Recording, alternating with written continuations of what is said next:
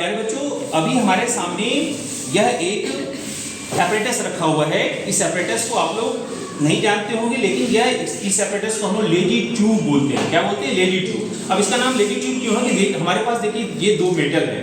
अब इसमें देखते हैं एक मैग्नेट है, दूसरा मैग्नेट नहीं है। यह देखिए ये मैग्नेट नहीं है और यह जो है मैग्नेट है। अब दोनों का हम देखते हैं कि क्या स्पीड पर अंतर पड़ता है। यहाँ जो मैग्नेट नहीं है इसको जब इस ट्यूब में गिराते हैं तो जो नॉर्मल स्पीड है जिस स्पीड से किसी भी वस्तु को पृथ्वी अपने केंद्र की ओर खींचती है, उसी स्पीड से यह नीचे गिर रही है इस दोनों में। लेकिन इसी के जगह पे अगर हम दूसरा जैसे ही मैग्नेट को डालते हैं तब देखिए यह क्या हुआ, धीरे धीरे गिर रहा है। इसी कारण से इस एपरेटस का नाम क्या है? लेजी ट्यूब है। इसका नाम क्या है? Lazy tube. अब इसके पीछे जो है बहुत बड़ा जो है फिजिक्स का कॉजेज छुपे हुए हैं। इसमें देखिए लेजी ट्यूब एक्सपेरिमेंट यही बना हुआ है। इसमें इतने सारे लॉ इस गवर्न करते हैं। एक लॉ है फैराडे लॉ, दूसरा ओम्स लॉ, फिर eddy current, opposite force, Newton second law और लेंज लॉ। इतने सारे लॉ को मिला करके ये एक अकेला जो है एपरेटस यह हमारे सामने इस चीज को बताता है। अब देखिए कि यहाँ क्या होता है।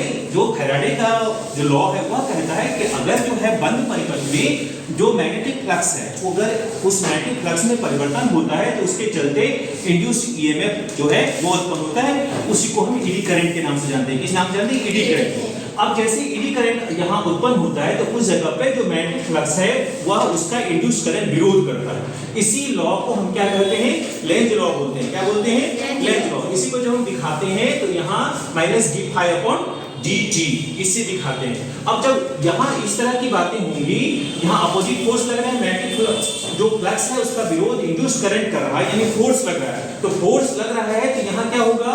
यहाँ हमारे न्यूटन का सेकंड लॉ वर्क करेगा। न्यूटन का सेकंड लॉ क्या है कि rate of change of momentum या फोर्स के बराबर होता है, यानी F = dp upon dt। p बराबर क्या होता है? mv। p बराबर क्या होता है? mv।